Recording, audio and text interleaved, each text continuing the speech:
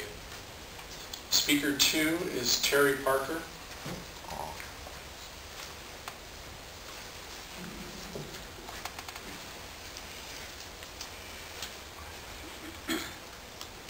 My name is Terry Parker, T-E-R-R-Y-P-A-R-K-E-R. With these service cuts, once again, TriMet is demonstrating that it is not sustainable. Every other year, the TriMet lobbyists are asking the legislature for more taxpayer-funded subsidies and increases in the payroll tax. I don't know which burns through cash faster, planning at TriMet with the intent to control more of how the people in the Portland metro area move about, or costly social engineering experiments like West Service, which burns through cash like throwing it into an incinerator.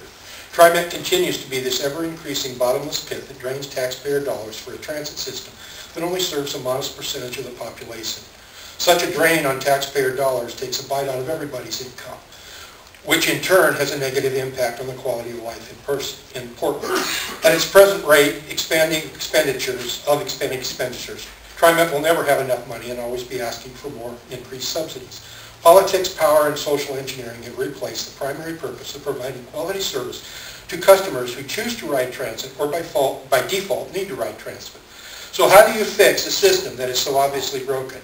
You start by taking the politics out and prioritizing the service to customers you already have. That means less planning, less social engineering, less taking away and blocking the right-of-ways from other road users, with more efforts going to providing service already on the street and getting those passengers to where they wanted to go in the most efficient manner possible.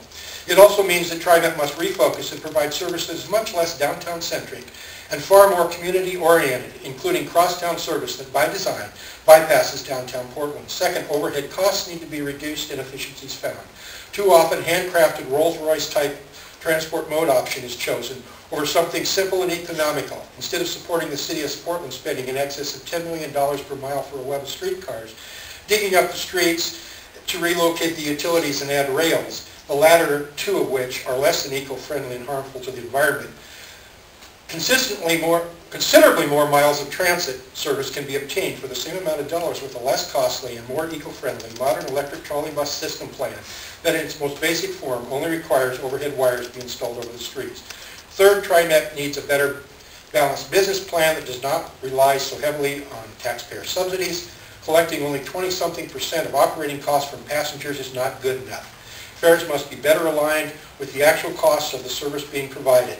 This requires not only a significant increase in fares, more than a nickel, but also the total elimination of the discriminatory free rail zone downtown and charging passengers for freight on transit, such as requiring an extra fare for transporting bicycles.